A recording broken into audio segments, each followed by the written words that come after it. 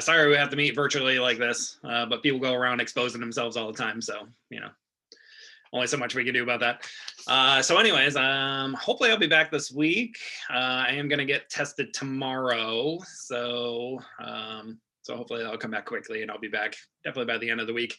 But I already did have a question about the lab. So yeah, when it comes to the lab, pretty much you can do it anytime you want, as long as you turn it in by the time it's due. So whether you want to do that today or later, it doesn't really matter. But yeah, everything is directly on there. So it's nice and virtual. So first, so good. So let's go ahead and share all of our beautiful screens here. So last time, we started talking about Gauss's law and how Gauss's law actually fails when it comes to magnetism. So the reason we know that is because, again, if I think about Gauss's law, so if I look at something simple like a bar magnet, we know that the magnetic field curls around, and we know that it always has a north side and a south side. So whether this was a bar magnet or a wire carrying current, or it doesn't matter what it is, but it always comes with two poles. So there's always going to be a north side with a south side, which means if I drew a Gaussian sphere around it or any other type of Gaussian surface, the total magnetic charge is going to be 0 since there are no magnetic monopoles. So since there's no magnetic monopoles, what that means then is since the flux is proportional to the amount of charge which is enclosed, since this thing always comes as a dipole, I always have a positive charge with a negative charge, which means the total charge enclosed is going to be 0. So that tells us that the flux then is equal to 0. There's as many magnetic field lines coming out of the surface as there are going into the surface. So basically, the fact that the flux is equal to 0 means that we get 0 information about the magnetic field. Doesn't mean the magnetic field is 0, just means that the flux through this surface happens to be 0, which isn't exactly useful, right? So I'm gonna move all your beautiful faces here. There we go. So let's switch pages. So basically what we need to do then is come up with something which is similar to Gauss's law, which contains kind of the same information as Gauss's law, but mimics what the magnetic field does. So if we think about what the magnetic field does is, well, we know the magnetic field is always circular. Right? So basically we need to take into account something which has the same idea as Gauss's law. Right? So in this case, we're taking a dimensional object and then integrating over the surface of that dimensional object, but mimics the fact that the magnetic field is actually circular. So this is what we call Ampere's law. So let's talk about Ampere's law. Let's talk about Ampere's law. So basically what Ampere's law does is it kind of takes the same gist as Gauss's law, but instead of drawing a 3-dimensional surface or a 3-dimensional object and then integrating over the 2-dimensional surface area of it, we're instead going to take a step down. So we're going to draw actually a 2-dimensional object and then integrate over the surface area of that, which happens to be just the circumference of it. So the best way we can see that is, again, so let's say here is my wire, which is carrying current. So we know the magnetic field is going to curl around it, which I actually drew the magnetic field in the wrong direction. That was bad for me. There we go. It's actually going that way. Good. So in this case, what we want to do then is draw something which mimics the fact that the magnetic field is circular, which means we want to draw something which is circular. So in this case, we're going to draw a 2-dimensional planar object and then integrate over the surface area of that. So what do I mean by that? So basically, we're going to draw some sort of closed loop around this thing. So let's say here's my closed loop. So this is going to be a closed loop around the object, and we want to choose this guy to be somewhat in the same direction as the magnetic field. Okay. Now here I'm kind of drawing it squiggly. In reality, I'd actually just draw it to be exactly the same as magnetic field, but this is more for illustration purposes. So let's think about this object here. So let's say if I'm looking at this part, this thing, since it's moving in a circle, this thing is going to have a tangential direction pointing in this direction. So let's call that delta Li. So that's going to be a vector. And at this point here, my magnetic field is pointing tangential here in this direction. So this is then going to be my magnetic field, Bi. So basically what I'm going to do is I'm going to chop this thing up into a whole bunch of small pieces where each one of these has a length of delta Li. And there's going to be some angle relative to delta Li and Bi. Let's call that theta I. So basically what we're going to do is we're going to calculate this quantity, which is then going to be bi times delta Li times cosine of the angle between the two, for each one of these different segments that we cut it up to, and then sum all those together. So the left-hand side is simply going to be the sum over I of then bi times delta Li, oops, not right as a magnitude, there we go, times cosine of theta I. Okay. Or since this is a cosine, this means this is actually a dot product, since this is a vector and this is a vector as well. So it's going to be the same thing then as the sum over I of then b dot, that's a horrible dot, there we go, b dot delta L vector. Okay. Good. So then we're going to take the limit as delta Li here goes to 0. So this thing will eventually become integral over the closed loop of then b dot dl. Okay, so this is the left-hand side. So basically what the left-hand side then simply says is we're going to draw some sort of closed loop. We're going to integrate over the surface area of this closed loop, i.e. around the perimeter or the circumference of this closed loop. And then we're just simply going to calculate this value of the magnetic field dotted by this dl. Right. The other side then says that this is equal to then I enclosed times mu naught. Okay. So what this says then is that this side says that this is equal to the amount of current which passes through this closed surface. So here, this is kind of the same idea as Gauss's law. So again, Gauss's law, we drew a three-dimensional object, we integrated over the two-dimensional surface area of this, and then we calculated the amount of charge which is enclosed inside of that three-dimensional object. Okay, this has kind of the same idea. So here, we're looking at the amount of current which penetrates through this two-dimensional object, and then we're calculating the amount which then is, sorry, then we're doing a closed loop integral over the magnetic field along this particular path. So this is what's called Ampere's law. So again, it has kind of the same idea. So again, let's remind ourselves of Gauss's law. So Gauss's law said that the closed surface integral of the electric field dotted by the differential area was then equal to Q enclosed divided by epsilon naught. Right. So what this thing said is that we had a three-dimensional object. I'm just going to draw a sphere for now. This had a bunch of charge, which was on the inside. So this was my Q enclosed. So this side then was a two-dimensional surface integral over the surface of this object. And then this was the amount of charge which was contained inside of the surface. So what Ampere's law is saying then is kind of the same idea. So if this is my current, let's say it's going in this direction, I'm going to draw a two-dimensional circle basically around this. So this is going to be my two-dimensional object. I enclosed then is the amount of current which passes through this object. So that's what I enclosed is. So I enclosed is then equal to the current passing through the area.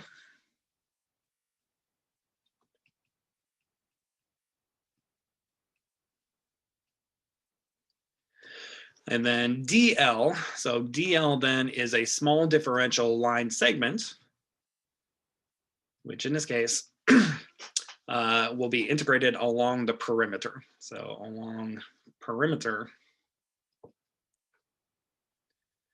of the area. Okay. So basically it's kind of the same idea. So again, I'm drawing some hypothetical surface. This thing is what we called a Gaussian sphere.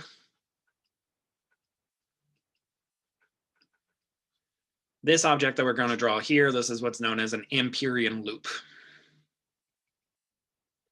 So we're drawing a two-dimensional area, and then the current comes from how much current is passing through the area, and then the integral portion is coming from the fact that we're integrating along the perimeter. Now, we're going to do the same tricks that we did with Gauss's law. So what we did with Gauss's law is we looked at what the electric field was, and then we found a shape which best mimicked the electric field so that the electric field was constant everywhere along the surface area of that shape. So that way, the left-hand side here simply became the electric field times the surface area of this object. For Ampere's law, we want to do the same thing. So if my magnetic field is curling around in a circular shape, so let's say this is my magnetic field around in this direction. Actually, it's going in the opposite direction. Fine, there we go. There's my magnetic field pointing in this direction. What we want to do then is we want to choose a DL which matches the shape, which means we want to draw simply a circle. And typically what we want to do is we want to take DL in exactly the same direction as the magnetic field. So not in this direction, we want to choose it this way. So that way the dot product is simply equal to 1. So that way in Ampere's law, this integral of B dot DL, again, will simply then become equal to B times L, okay? Where L then will be equal to the length of this Amperian loop. So this is the way that Ampere's law is going to work. So it works exactly the same way as Gauss's law. So again, we choose some shape which then mimics the magnetic field itself.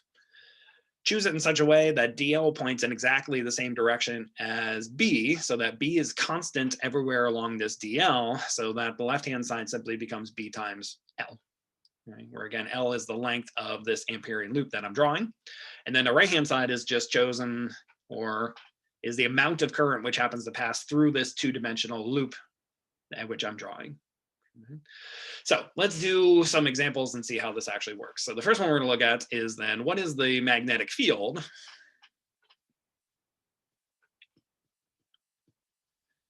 of a straight wire? Now, Ampere's law works exactly the same way as Gauss's law in the fact that it has to have perfect, beautiful symmetry, which means that my wire has to be infinite in extent. If my wire was finite in shape, you can't use Ampere's law, you'd have to use Biot-Savart's law. So this thing has to have the same restrictions as Gauss's law. So let's say here is my currents carrying straight wire. So here's my wire. Good. And let's say we have current running through it in this direction. Okay, so this is my current. And I want to know, what is the magnetic field outside of the wire? So I'm going to look only at outside of wire. Okay. So good. So right-hand rule number 1 says I'd point my thumb in the direction of the current. My fingers curl around in the direction of the magnetic field, which means this guy has a magnetic field, which is curling around in this direction. So this is my magnetic field.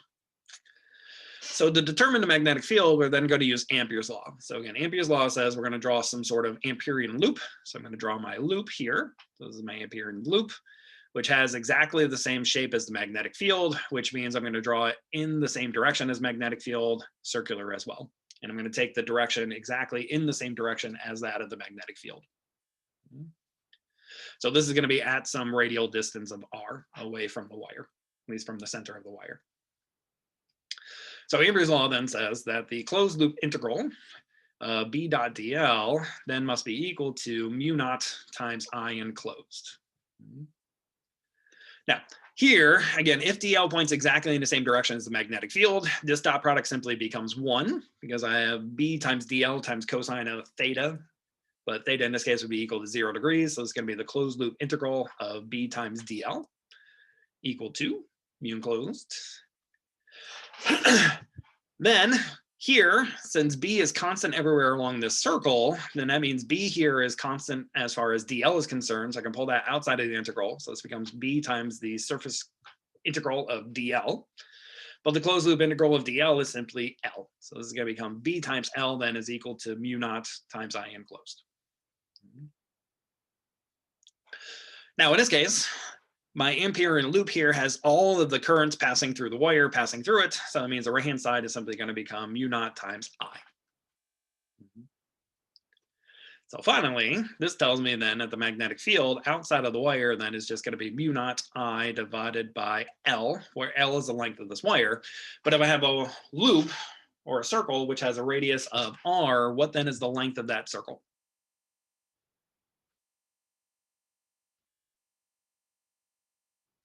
So if I have, go ahead, Dirk. 2 pi r. 2 pi r. So finally, this thing becomes mu naught I divided by 2 pi r. So this is then my magnetic field of my wire outside of the wire. Nice and easy. Nice and easy. Let's do another example. So this one says that we have a long cylindrical wire, conductor of radius capital R carries a current of uniform current density inside of the conductor. So it wants us to determine the magnetic field due to this current at points outside of the conductor and then points inside of the conductor. So let's do another one where we're looking for multiple different things. So let's go ahead and draw this guy. So the next one says that here is my wire. So here's my conductor. Let's draw it this way. And it says this thing has a radius of capital R. Okay. And this thing is saying carrying current. Let's say the current is going in this direction. So all my current is flowing upward. So for part A, what I want to know is what is the current, or at least what is the magnetic field equal to when R is greater than capital R? And then part B, I want to know what is the magnetic field equal to when R is less than capital R. So let's look at this guy. Good. So again, since my current is going upward, we know our magnetic field is going to curl around in a circle in this different direction. So in this case, my magnetic field will be curling around like so. So this is my magnetic field. Now this is going to be true whether I'm inside or outside. So since the current is going upward, on the outside, it's going to curl around in this direction. So this will be for part A. And then for part B, my current is also going to curl around in the same direction. So it's going to be the direction of my magnetic field for part B. Okay. So let's look at part A first. So again, part A, since we're looking for the magnetic field, again, we want to draw an Amperian loop. So I'm going to draw my Amperian loop, which is also a circle of some radius of R. And I want to draw that in exactly the same direction as the magnetic field. So this is my DL.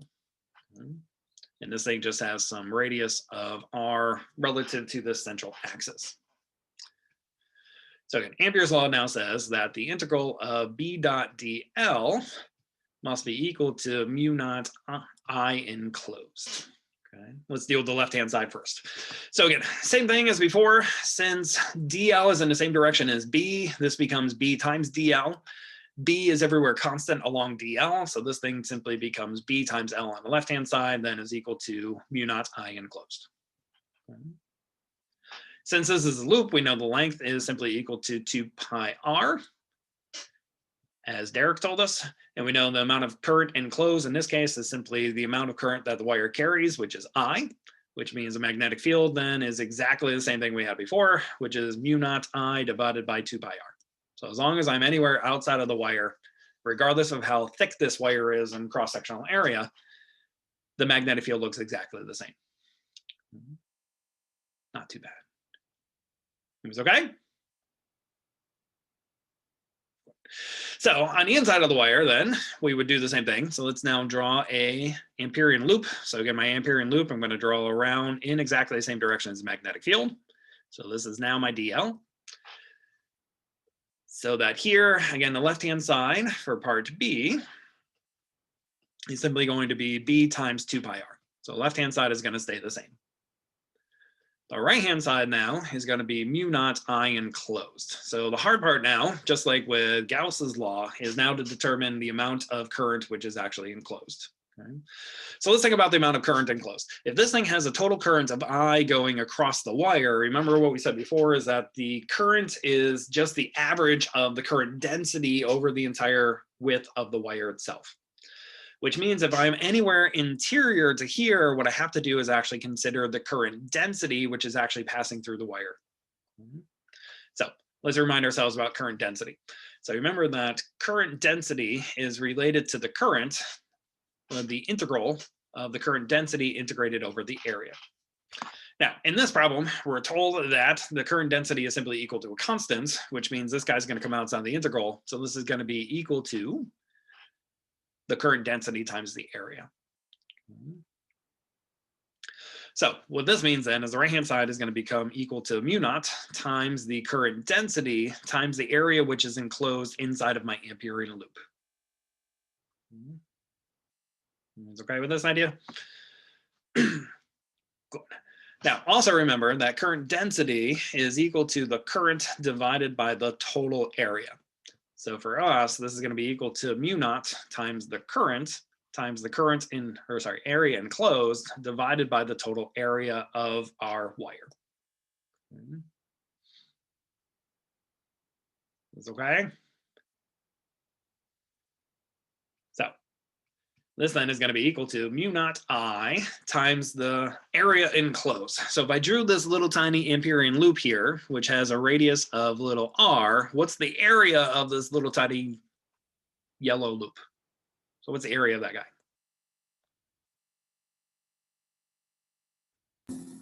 Pi r squared. Good. what's the total area? So the total area then is going to be the total area of the wire, but the total area in this case deals with capital R squared. So the total area is just going to be pi capital R squared in this case. Right? So let's plug those in. So that means that our area enclosed is then pi times little r squared divided by the total area, which is then pi times capital R squared. This pi is the same as this pi, so we can go ahead and cancel those out. So this says then that the right-hand side becomes mu naught I times the ratio of r squared to capital R squared. Now, the right-hand side, I have an r here, so I can cancel out with this r, and that's divide by the 2 pi. So finally, this says that the magnetic field anywhere inside of the wire is going to be mu naught times the current times the radius little r divided by 2 pi times capital R squared. Okay. So in this case, if I wanted to, I could plot the magnetic field versus the radius. So in this case, what this says is this one grows linearly on the inside, but then by the time I get to the outside, it then has to decay as 1 over r. So if I plotted this, this thing would increase linearly until I reach r is equal to capital R, and then at that stage, it would decay as 1 over r, where this would then be the maximum magnetic field. So that's then B max.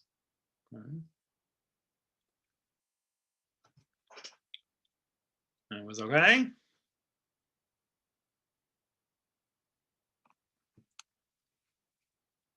So let's do another example. So that was, look at number 12. So number 12 says that each of the 8 conductors here have a current of 2 amps. And the current is either in or out, depending on the location of the dot. So here, this is coming out. This one's going in, out, out, in, and out. Then there are 2 paths here. There's path number 1, which is going in this direction. And then there's path number 2, which is going in the opposite direction. So path number 1 is only taking into account 3 of these, and path number 2 is taking into account 4 of them. So here, it wants us to calculate the integral of b dot dl. In this case, I wrote it as ds. For each one of these 2 different paths. Okay, so let's do that. So this one says that we have these wires. So here's wire number 1, 2, 3, 4, 5, 6, 7, and 8. This one's coming out, in. This was in and out. Remind myself of the other 2. So this was also out, in, and out. So good. For path number 1, it does this. So this is path number 1. And then path number 2 is going in the opposite direction around these guys. So this is path number 2. Good. So for each one of these, for path number 1, for part A, wants us to do the integral along path number 1 of b dot dl. And then for the other one, for part B, it wants us to do the closed loop integral over path number 2 of b dot dl. So it wants us to determine the value of each one of these different integrals. Okay. Good. Now, just remember that Ampere's law says that the integral of b dot dl must be equal to mu naught I enclosed, which means the value of this integral is simply equal to mu naught times the amount of current enclosed. That's it. So the only thing we have to do is determine how much current is enclosed in each one of these objects. Now, to do that, we need to know which one is positive and which one's negative. So let's draw the magnetic field around each one. So if I have current coming out, meaning in this direction, my fingers would go around in the counterclockwise direction. So for this guy, my current magnetic field is going this way. So this is B. For this one's going in the same direction. So this is B. And this one is also B, going in a clockwise or counterclockwise direction. Anytime it's going in, it must go in the opposite direction then. So these guys are going to be in the clockwise direction. So here B is going to go this way, B is going to go this way, and B is going to go this way. So to determine which one of these magnetic fields or which portion of the DLs give me a positive or negative current, it's going to depend on how they align themselves with the direction of DL. Because remember that B dot DL is equal to the magnitude of B times the magnitude of DL times cosine of angle between the two. So if B goes in the same direction as DL, right? So here, this is my DL2. And for this one, this is my DL1. So the magnetic field curls around in the same direction as DL. That's going to give me a positive because the angle between the two is going to be equal to 0. But if it curls around in the opposite direction as the magnetic field, in that case, it's going to give me a negative because the dot product in that case would be 180 degrees, which would then be a negative. So good. So let's look at path 1 first. So for A, I have the integral of B dot dl along path 1 then is equal to simply mu naught times the amount of current enclosed. So in this case, I have 3 different currents enclosed. So I know I have an I, and an I, right, for each one of these different ones. But now I just need to know which ones are positive and which ones are negative. So from this loop here, this one has a magnetic field which is curling in the counterclockwise direction. The loop itself is going in the clockwise direction, which means that corresponds to a negative current.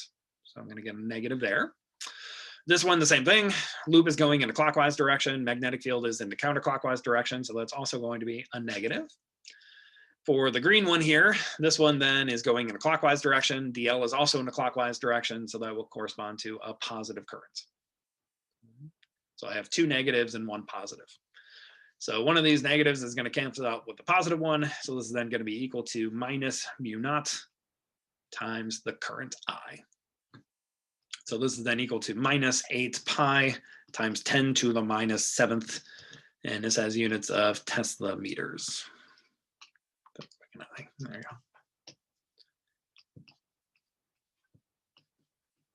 There we go. Numbers okay? And that's because, remember that mu naught is 4 pi times 10 to the minus 7th. Okay, let's remember that. So here, this is 1 current, so that's 2 amps times 4 pi times 10 to the minus 7. Okay. That was okay? Let's look at the other one. So here, for parts B, now I'm going to have 4 currents. So let's do another part B. So for part B, let's do that in green. So this says the integral of B dot dl along path number 2 is then going to be equal to mu naught. So here I have 4 currents enclosed. So I have 1 current, 2 currents, 3 currents, and 4 currents. And again, now I need to determine which ones are positive or negative. So again, here what's happening is DL is going in the counterclockwise direction. So anything in the counterclockwise direction will be positive. So that means the blue one here and the blue one here are both positive. So we get 2 blue ones which are positive. So let's call that a positive and call that a positive. Oops, too far. And then anything here that's green, the green ones then are in the clockwise direction, which is in the opposite direction as the counterclockwise direction. So those are both going to be negative. So then I get 2 negatives. So these are going to cancel each other. So this is then simply equal to 0. So the value of the closed loop integral in this case is equal to 0 since I have no total amounts of current on the inside. Let's do another one. So the next one says, so that was number 12, number 13. So number 13 says that the current density inside a long solid cylindrical wire of radius A equal to 3.1 millimeters is in the current of the central axis, and its magnitude varies linearly with a radial distance of R along the axis according to J is equal to J0, where J0 is 310 amps per meter squared, times the radius divided by A. So it wants us to find out what is the magnitude of the magnetic field at 3 different locations. So R is equal to 0, R is equal to A divided by 2, and R is equal to A. So let's draw what's happening here. Let's look at this example. So this one says that we have, here's my wire. Draw it on the side this time. This thing has a radius of A. And then in here, I have a current density, which changes from position to position. So at the central axis, I have 0 current density. And then as I increase away, my current density then linearly increases, where I have the max amount of current density at the radius. So here we're told that J is equal to J0 times R divided by A. where again, A is equal to 3.1 millimeters. Okay.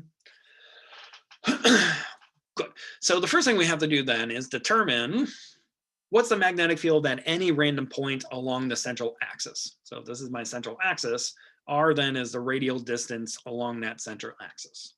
Okay. So this is our r. Good. So first things first, let's determine what is the magnetic field at this radial point, and then we'll plug in those different radial points where, again, for part A, we had r is equal to 0. Part B, we had r is equal to a divided by 2. And then part C, we had r is equal to simply a. Okay. Good. So first things first, if the current density is going in this direction, that means the current's going in this direction, which means my magnetic field curls around in this direction. So let's first draw our magnetic field. So first our magnetic field is going to go this way. This is our magnetic field. So let's then draw an Amperian loop in exactly the same direction as the magnetic field. So this is my Amperian loop. So this is my DL. So again, we have that the integral of B dot DL equal to mu naught times I enclosed. The left-hand side then again is just going to be B times 2 pi r. That's the left-hand side. Right-hand side then is going to be equal to mu naught times I, but we said that I is going to be equal to the integral of J times dA, where J here is non-linear. So in this case, we have to actually do the integral over J. So we talked about this before when we talked about current density, but dA in our case is going to be equal to 2 pi r dr. So this is going to be our dA. So this is going to be equal to then 2 pi times mu naught times the integral of J0 r over a dr, or this is going to be 2 pi J0 mu naught divided by a integral of then r dr. Now again, here we want to integrate this from where it is we're going to start, which is going to be at the origin, and we're going to integrate that to some random r. So I want to integrate this from 0 to little r, okay? Because we're looking for the magnetic field anywhere on the interior of the wire in this case. Okay? So finally, we get B times 2 pi r is equal to 2 pi J0 mu naught over a integral 0 to r of r dr. What's the integral of r dr?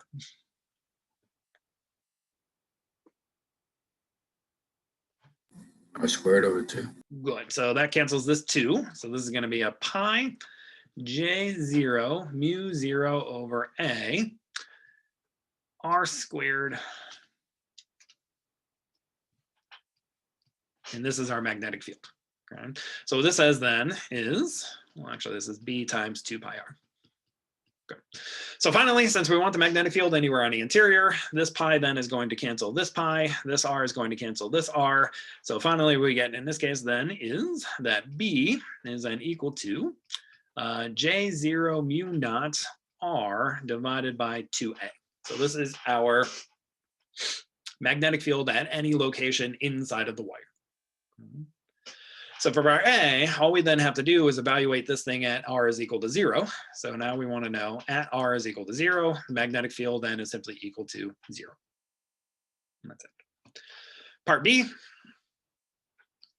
we now want to know r is equal to a divided by 2. Well, for what a divided by 2 here, what's going to happen then is this a is going to cancel this a. This is going to become simply a 4.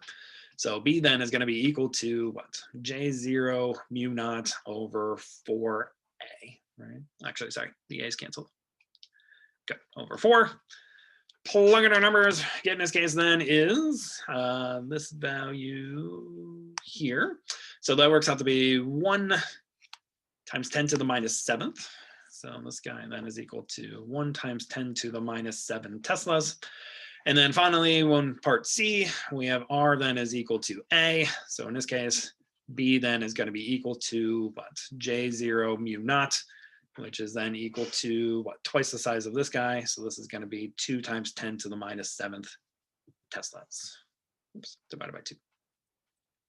2, there we go.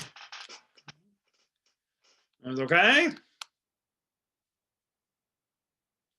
So I know I'm going through this a little bit quickly because it's basically the same idea as Gauss's law. So I'm hoping you guys remember kind of Gauss's law. But how's everybody feeling? Super excited, it looks like. Okay.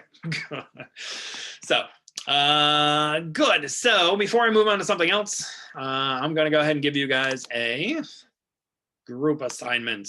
So I'll just give you a little more practice with this. So this one says we have a coaxial cable consists of a solid inner conductor of radius R1. So that's here. Surrounded by a concentric cylindrical tube of inner radius R2, so that's this one, and an outer radius of R3. So it says the conductors carry equal and opposite currents, I0, where in this case, the inner one is carrying it going to the left, and the outer one is carrying it going to the right. So we want to then determine the magnetic field at a radial distance r less than r1, and then r between r1 and r2, and then r between r2 and r3, and then finally r for r greater than r3. So what you're looking for is the magnetic field anywhere inside of this, between the two, anywhere in between this section here, and then finally somewhere on the outside. Now, the outside is the easiest part because you have current going to the left, you have current going to the right. So your total amount of current on the inside is simply equal to 0. So that gives you a total magnetic field of 0. Okay. And then the last part is sketch the magnetic field for each of these different sections as a function of the position. Okay. So this is already up on Blackboard. So I'll let you guys look on Blackboard. So let me stop sharing here for just a second. So I'll split you guys up into some breakout rooms. That'll be fun. We haven't done breakout rooms in here before. How many people do we have? 22. So let's do some breakout rooms. Let's see if I do 3 breakout rooms. Let's see, 22. Let's take a number of people on time. 21 would be 7. So let's do 7 breakout rooms. Okay. So it'd be 3 to 4 people in each one. Okay. So I'll give you about 15 minutes kind of talk about these. Have you guys done breakout rooms before in any other class? No. So basically what'll happen is I'll hit this button. You guys will be automatically assigned. You just have to then hit the I go to that room, and then you'll all be working together in these rooms. Okay. So you have about 3 to 4 of you in each one of these rooms. Talk to each other. I'll be coming in and out of each one of these rooms to answer any questions, help you guys along, and do all that stuff. So it'll be completely random on who you get stuck with. So life will be great. Okay. So we'll do that now.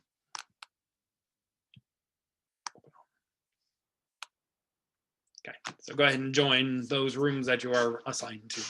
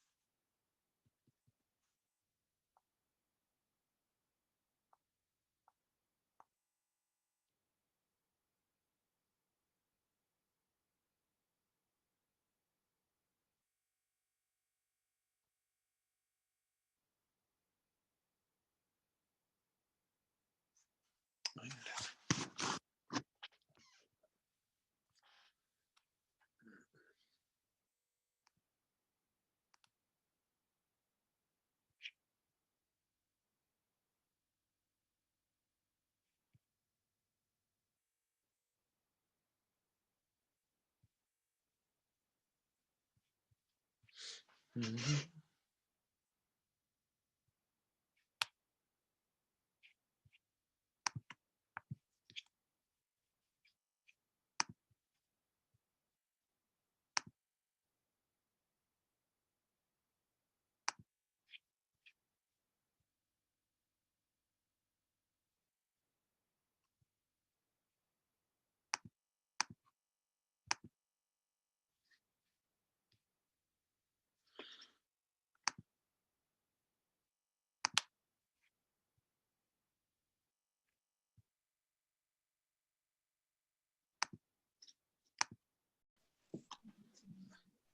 All right, how are we doing in here so far? We finally got it pulled up. So That's a good yeah, start. yes. We're at square one. Nice. Okay. Sounds good. I'll be back. Okie doke. All right, how are we doing in here so far? Not too bad. I'm just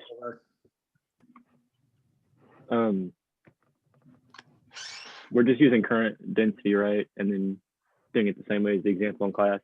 Yes. The tricky part then becomes when you're in between, well, when you're inside of the second one. But yeah, yes, that's right. And I think it said that it's uniformly distributed. Is that right? Let me see. Yes. Yeah. Distributed uniformly across the section. It's good. Yeah. Yep. So that's right. I'm pretty sure I know what I'm doing. I'm not. Nice. Okay. Not too concerned. Good. I'll be back to check on you.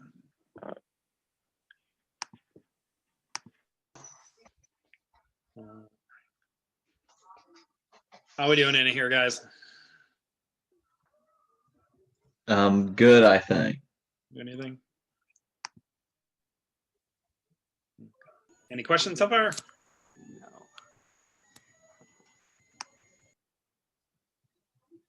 No. Okay. I'll be back.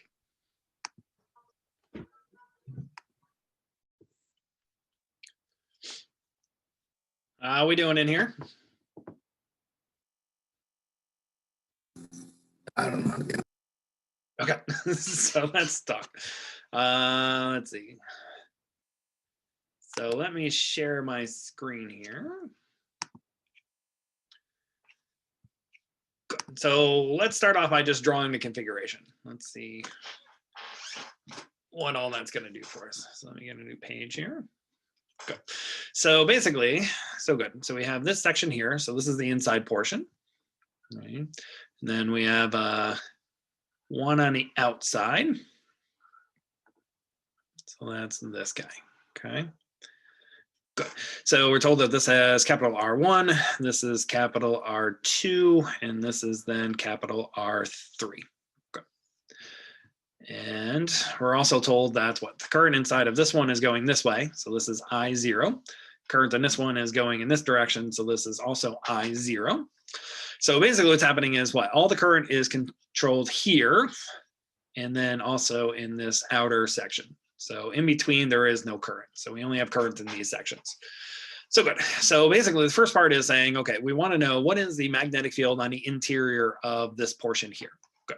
So first, let's think about the direction of the magnetic field. So since my thumb is pointing in this direction, my fingers curl around in the direction of the magnetic field, which means here, my magnetic field is curling around anything like this. So this is my B field. Right? So it's curling in that direction. So from here, I would then draw my Amperian loop. So I'm going to take my Amperian loop the same direction as the magnetic field. So this is my DL. So for part A, when I have R is less than capital R, I then have B times 2 pi R, that's the left-hand side. So left-hand side is pretty much always going to be the same, is then equal to mu naught times I enclosed. So the only thing I have to do now is determine what's I enclosed. The problem says that the current is uniformly distributed throughout the entire thing, which means I enclosed then is going to be equal to the current density times the area which is enclosed. Okay. So the area which is enclosed in this yellow colored Ampere loop then is just going to be pi r squared. But we also know that J is equal to the total current, where the total current is equal to I0 divided by the total area. And the total area in this case then is equal to pi times R1 squared. And that's the total area of this central cylinder. So if I plug that in, this is going to become what? I0 times little r squared divided by capital R1 squared. Okay. So let's plug that in. So this becomes then mu naught I0 times r squared divided by R1 squared. or the left-hand side, an R cancels with an R. So finally I get B then is equal to mu naught I0 R divided by, this thing's always in the way. Move over. There we go. Right there, good. So 2 pi R1 squared. Okay. So this is my magnetic field anywhere on an interior piece. Okay. So I could hide that. Yes, I can. Okay, good. That'll work. Does that make sense?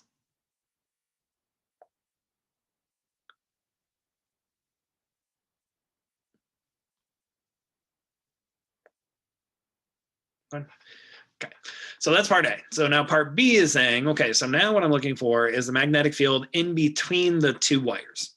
So again, since it only has I0 worth of current, my magnetic field also has to go around in the same direction. So this is going to be my B field in that direction. So here, I'm going to do the same thing. I'm going to draw my Amperian loop to match then that magnetic field. So this guy's going to curl around in the same direction. So this is my B. So in this case, the only thing that's different is the amount of I enclosed. So in this case, if I'm drawing a Amperian loop around the entirety of this cylinder, how much current is enclosed?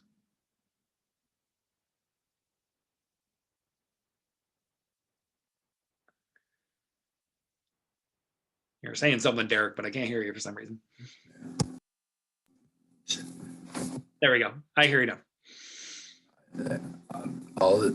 All of it. Good. So the only difference then between part A and part B is if we go to part B.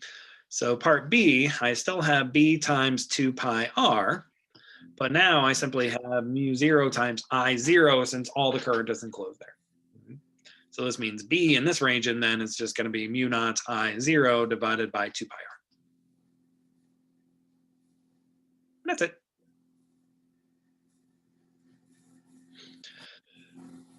Part C is where it gets a little more complicated. So now what I have is this region here. So this is the outside region, but I still have this in the region here. All right. So now what I'm drawing is the magnetic field now in this region. So in this region, the magnetic field is still going to point in the same direction because I still have more currents from the interior than I do from this outside region. So this is still B. DL is still going to point in exactly the same direction. So this is still going to be DL.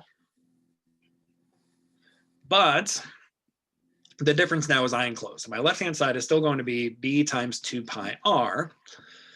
But now the right-hand side is going to be the amount of current enclosed. So I have I0 worth of current coming from the interior piece. So this is still I0. But now I have a fraction of current, which only comes from this portion of the outside one. Now what I know is since the current's in the opposite direction, I'm going to get a minus. So this is going to be minus I enclosed in the exterior. So if I draw it from a face on, I have one circle here. I have one circle here. Oops. This then is the area which I'm looking for in this region here. So I'm looking for how much current is actually passing through this region here. Okay. Well, here, the amount of current going through this portion, I enclosed for the exterior portion, then is going to be equal to what? The current density times the area which is enclosed here, but the area which is enclosed, oops, sorry, I gotta wait for this to come back up. Go away. Go away. There we go. Sorry about that. The area which is enclosed here is going to be what? This outer radius. So this outer radius is little r. So this is going to be pi little r squared minus then the inner radius, where this inner radius is r2, right? So it's going to be pi r2 squared. So that means this portion, it's going to be j pi times r squared minus r2 squared. Right. Does that make sense? So the area enclosed in this little section here is then going to be the area of the outer minus the area of the inner.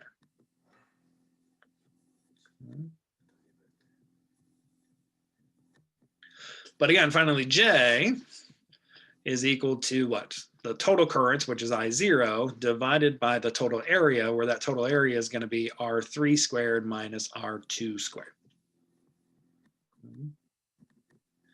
So finally, this piece is going to be I0 times, well, this pi is going to cancel that one. So this is going to be an r squared minus r2 squared divided by r3 squared minus r2 squared. Okay. Now plug that guy in here.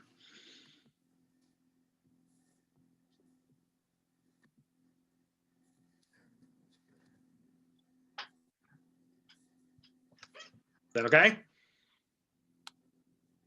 So is that one not just the is essentially the first thing, or is the second thing we got minus the first thing we got? Yeah, so it's the outside one minus the inside one. Yes, that's right. That's right. All right, let me check on the other groups real quick because we're running out of time. I'll be right back. Answer 4. 2. All right, how are we doing here? Pretty good. I think we just got part A. Okay, good. Very good. Any questions so far? Feeling okay?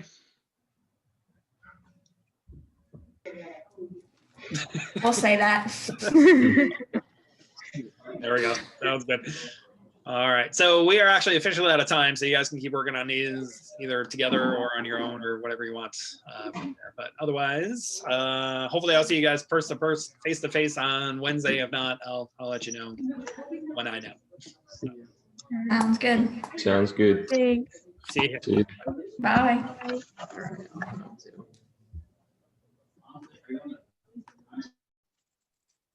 Everybody doing okay over here? Hello. Hey. Hi, Dave. Hi. Good. You guys doing all right? We got to see, or I Very good. So C, the only thing you have to do is make sure you take into account the current, which is still inside of that cylinder on the interior, but then find the amount of current which is inside of that wedge at which you are for the exterior portion. So the internal current then will be the current from the inside plus the amount of current from that wedge. okay. It's just an addition. Okay. That's right. But since they're in opposite directions, it turns out that we had a subtraction. But yeah. Oh, okay. Yeah. That makes sense. Good. All right. All right. So otherwise, we're officially out of time. So you guys can keep working on it or work on it on your own. It's up to you. But otherwise, yeah, we're out of time. And I'll see you guys on Wednesday in one form or another. So either All right. face to face or not so much. Got you. All right. Okay. See you guys later. See ya. How we doing over here? We're doing all right. Yeah. We're a little confused on the third one. Oh, pardon me. I think like we have the idea, but we're like having trouble executing it. Gotcha. So in the So- third portion, remember you have all the current going from the inside portion. So you have your total current enclosed is that amount of current plus the amount of current which is in a wedge of the outer portion, right? Because you're not totally in. Someone's knocking on my door. I'll be Okay. right back. Okay. So you're not totally through the outer portion, you're only in a small portion of it. So the total current then is going to be the total current in the interior plus that little bit amount which is enclosed inside of that external solid cylindrical piece. Okay. So basically, and So also that's what the since negative those two signs are doing? directions. What's that? So that's what the negative signs are to denote, like the little sliver. Yes, the negative I mean- sign is because the currents are in the opposite direction. So that's why there's a negative sign. But the total amount of current enclosed inside of there then is going to be the current density times that little tiny area there, where that little tiny area is going to be the area of the outer portion minus the area of the inner portion. So your outer portion is going to have a radius of little r, the inner portion has a radius of r2, right? So that means that that amount of currents enclosed inside of this little piece is then going to be pi times r squared minus r2 squared, all times the current density, but the current density is equal to the total current divided by the total area. So the total current is I0 divided by the total area, which is pi times count r3 squared minus r2 squared. All right. Does that make sense? Okay. Molly's head just exploded. You guys doing all So right? many variables. It's a lot of variables, but I think I get it. You think The you- concept. So areas is the outer minus the inner. That's basically all you have to remember. So exactly. Yeah. So once you Yep, get that, I've then got you'll it. be able to get part C, and then life will be great. All right. Cool. Thank you. You're welcome. So yeah, we are out See of you guys. time. Looks like everybody else left. So it's just us. So in that case, yeah, go ahead and just keep working on it yourselves. And yeah, I'll see everybody in one form or another on Wednesday. All right. See ya. See ya.